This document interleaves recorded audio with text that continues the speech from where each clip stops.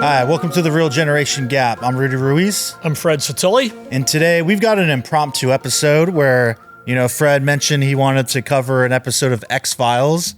So he grabbed the DVD from the library, brought it over. We decided we'd watch it together. And we figured we would just start recording, right now. So this is right off the top here. So we're going to be talking about the season 4, episode 2 of X-Files. This one is called Home. It was banned after its airing for quite a while. It didn't re-air until 1999 on, I believe, Halloween. That would be 3 years later, right? Yeah, 3 years later. Yeah. And this episode aired October 11th, 1996. That's the day before my birthday. Not the year, but the day. Your birthday is October 12th? October 12th, So is my brother. Really? That's remarkable. Nice. All right, yeah. But this is the first episode of X-Files I've ever seen. I remember clearly, I never watched it. I remember when I was a kid, it was on. It's the best one, I remember it being on. I remember there's I think 2 movies that came out throughout the years, and Mulder and Scully. It was definitely a pop culture big show that even though I never saw it, I was very familiar with it, and it's paranormal and aliens and all that. But yeah, you had mentioned that this one was very creepy and that it got banned. It was very dark and it piqued my interest. The first one to have an MA rating, mature audience rating. Yeah. And I got to say, right from the get-go, the opening shot, you can definitely see why I was feeling all right, this is almost a Texas Chainsaw Massacre, Tobe Hooper kind of vibe happening. So what we've got in this episode is we're in the town of Home, and we open up with a baby being born. Population 200. Yeah. Right, yeah. A baby being born. We know there's these kind of deformed guys are cutting the umbilical cord, but it's all cast in shadow, very dark, bat-like. Again, very much Texas Chainsaw Massacre vibes. And then they bury this little baby. During a horrible rainstorm, pouring rain, and one of the 3 guys is howling oh my God, he's so sad, right? He's crying for the loss of the baby. Yeah. Mulder and Scully are sent in to investigate this, this death and to determine, was it murder or whatever the case may be.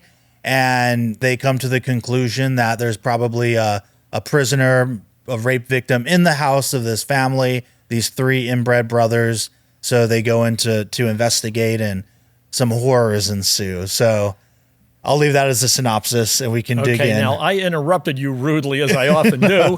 And the reason that this even got started was young boys, 10, 12 years old, were playing baseball somewhere in a farm field, and they accidentally stepped in the dead baby that was buried in the ground, and blood came to the surface, and that was a freaky, creepy moment. Yeah. Right? And they're like, oh, my God, look at this. And the one little boy said they hit the ball into the Peacocks farm. The family was called the Peacocks. And he wasn't going in to get that ball. He said it went on the Peacocks property. And the other little boy said, I got another ball, And, it reminded me in Space Odyssey. In Space Odyssey, they throw the bone up in the air, the caveman, and it becomes the satellite. And here they showed the baseball. The little boy put it down, and then the next person to pick it up was the detective, Fox Mulder. Which I did. I loved that edit. That was such a brilliant transition. I love that moment. And there's a lot of that. I got to say, right from the get-go, the first shots, we both talked about it. The cinematography in this is really great. And it's... Yeah, because it's an electrical storm. So when the lightning strikes, you see the faces momentarily, and it's as fast as lightning. It's like, oh my God. My God. It's almost like a jump scare, but not. Yeah. And it draws you into the TV. You want to know what's going on. Yeah. And just great use of darkness, when when the Mulder and Scully first get to the house and they're kind of walking around. All right, it's empty. They must have left. It's so dark, and you see just the minimal little pockets of light. And as they walk away, the camera just kind of moves, floats down into the ground, and you just see a streak of light over someone's eyes that's in there, on the side watching and listening. And this whole moment, after they do the investigation, they talk to the sheriff, they're investigating the body of the baby, determine it's probably of some kind of inbred thing. And the 3 boys, the inbred boys, sorry, I don't know if that's not the right way to say it. What are they? The Peacock boys. I'll call them the Peacock boys. Right. Get in that white Cadillac. They're inbred all the way from the Civil War. Yeah. So this is 1996, right? So it's not like the mother was from the Civil War. There were many, many generations of inbreeding to get them to where they were. Yeah. So even though they discovered that the woman that bore the baby was the mother of these three boys, she wasn't the original mother from 1850. Right. There were many, many. So at some point she was born, and her husband was her brother. Yeah. You know, and they had generations of this. And the local policeman, Andy Taylor, he said, we don't go with them. They're feeble. We don't go on their property. They raise their own food. They do their own. They got no electric, no plumbing. They've been there since the Civil War, right? And I don't know who taught them to drive, Right. but obviously they did. But the idea was that they had somehow captured a woman and they had forced her to have the baby. So she would have had to been there through the entire pregnancy, right? This is somebody who wasn't captured a week ago. Yeah. And they're driving, a 58 Eldorado, so it was like, when did this happen? Like, when did they capture her? Like, look at the car. Yeah. I mean, the creepiness of it, every aspect of it is so unbelievable. And I don't know if you got it, for instance, when the mom said, "I'm hungry," the boy had to chew the food and then regurgitate it into him. Yeah, like, it was like, oh my God. She says these boys will do anything for their mother. Good use of sound design right there. Just, there were so many great, horrible ideas. The writer of this thing must have, oh man, this is really a movie, but it's just done in like 50 minutes or something. This is every bit movie quality, And it's really dark. Just, that aspect of, they've got some poor prisoner in there that they're just using. Right, and that's was their thing, being the FBI. Was, well, if it's a kidnapping, that's the FBI, and now we could go in. Yeah. Before that, they were like, we can't go in. But I like that creates a sense of urgency for them, which makes sense of, if someone's been captive here for months or however long, we need to do this now. There's no waiting. We're not going to wait for anything. We're going in. So the two detectives, this was such a cool nuance. The two detectives start to enter the house, Mulder and Scully. Right, they're going to enter the house, and they go in and they look around, and there's obviously no one home, and so they're talking about what they're going to do and how they're going to do it. Well, we'll have to get these guys. We'll bring agents in. We'll do all this kind of stuff. They're talking because no one's home. There's no electric in the house. These people don't have a tape recorder, right? Yeah. It's not surveillance. They don't realize the mother is under the bed. She's hearing all this. So what happens that night? They go after the poor sheriff that didn't want anything to do with any of this, didn't even want to search him, question him. But the editing here, the cinematography and the edit, this is something that I'm going to find this. It's got to be online somewhere. I'm going to find it. And I feel like that whole sequence, because, I'm a filmmaker myself, I'm going to just... I already need to watch it again. It's so well done. Yeah, right. It's so well done. We have to return this to the Los Angeles Public Library. Right. But we get Mulder and Scully at their like motel. We get the sheriff and his wife. He's checking the gun. He's just kind of down and out because he knows something bad is brewing. He doesn't want the gun, and that's the mistake. Yeah. But even if he had had it, that 6-shooter wouldn't have stopped those three guys. Yeah. But the back and forth between now the brothers getting into the white Cadillac and you're talking about the song. I said to myself, it's wonderful, wonderful. And I mean, the interjection of that was playing on the car radio.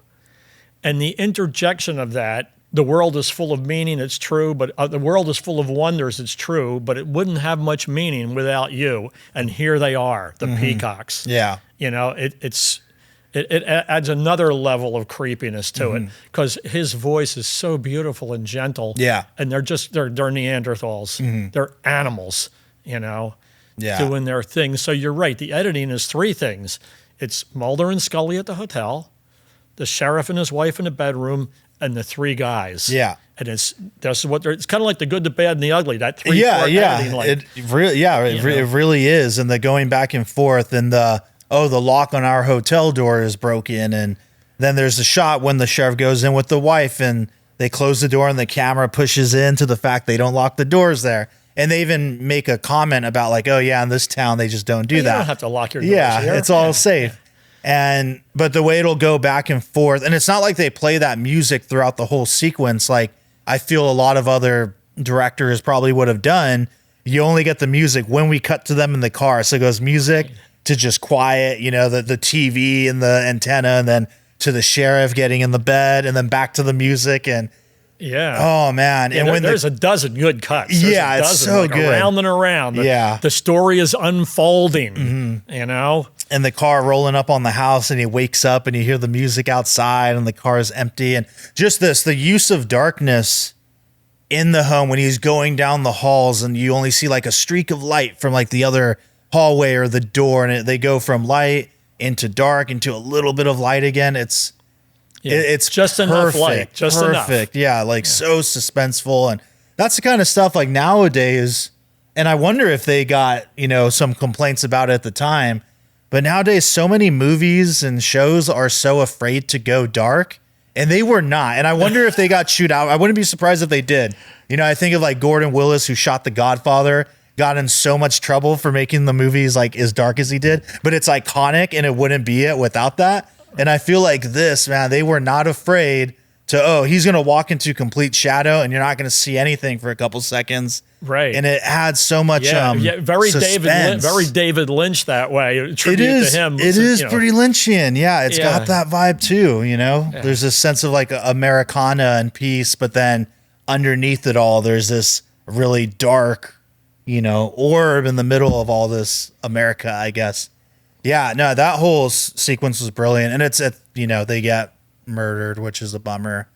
And I knew, I will say... The sheriff and his wife. The sheriff and his wife, right. Yeah. And I knew as soon as the deputy takes out his gun and he's like, yeah, no, we're going to go. It's 3-on-3. And we got these. I was going to say it out loud, but I was like, I'll keep my mouth shut.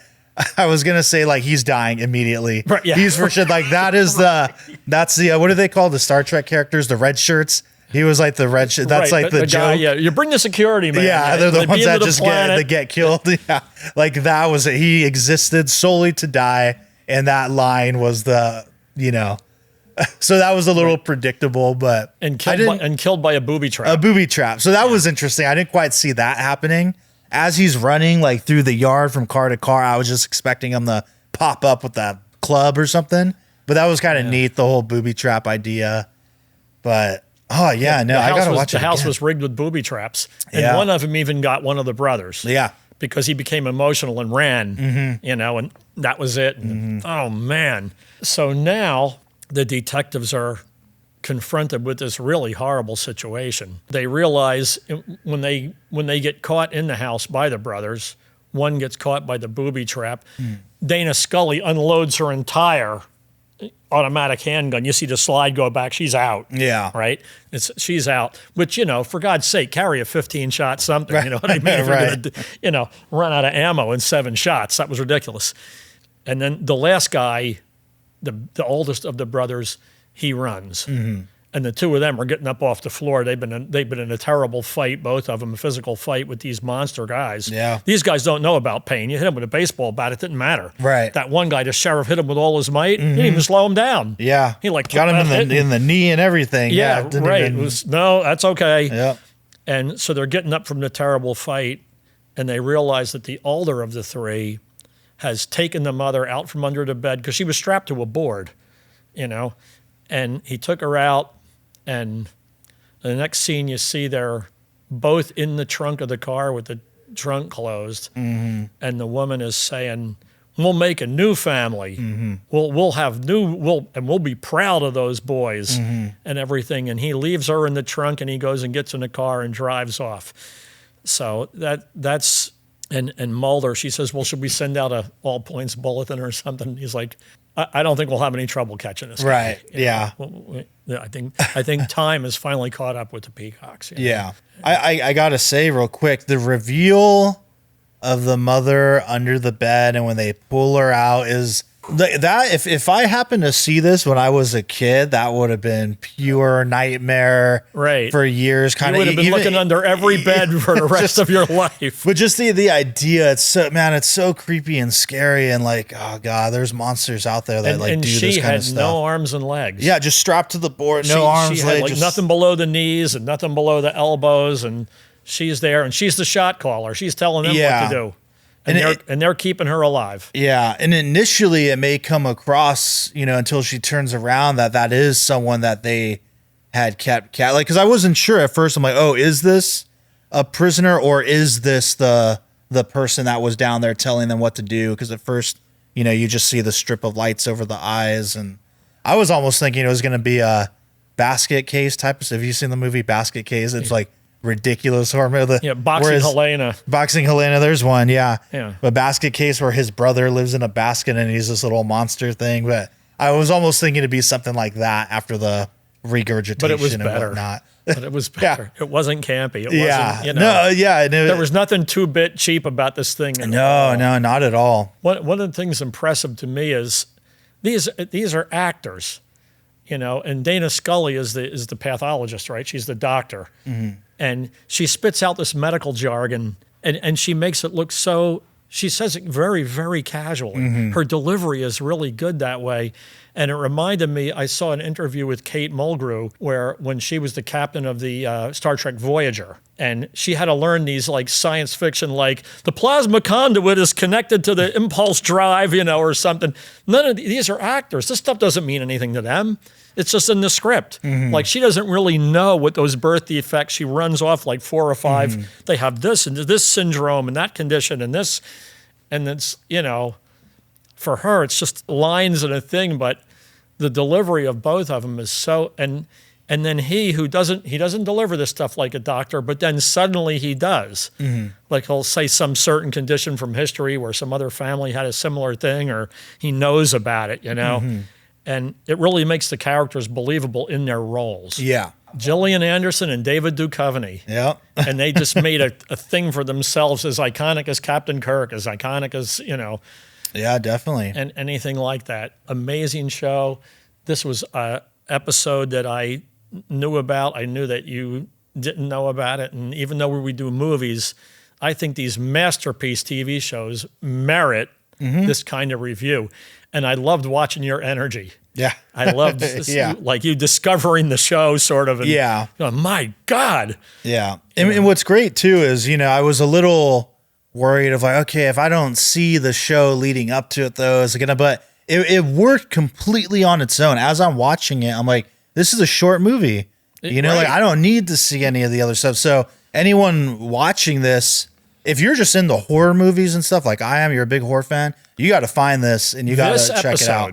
Yeah, every episode's not like this one. Right, yeah. But this is, we reviewed The Doomsday Machine on the original Star Trek series because it was that good also. And this is the same way. I think it's the best episode of the show. And it's a departure from the normal format of the show. Right. So it's kind of cool that some amazing writer, I mean, there's not a moment wasted. This is fantastic storytelling. This is Spielberg level storytelling, in my opinion. Yeah, no, I agree with that. I don't know that we rate this, maybe if you'd like to, but for me, it's all the way. I'll give it a 10. I'll give it a 10. Yeah. Well, thank you, brother. Yeah.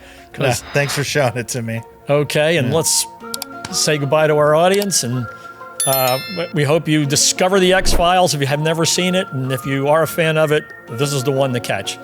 Thanks again.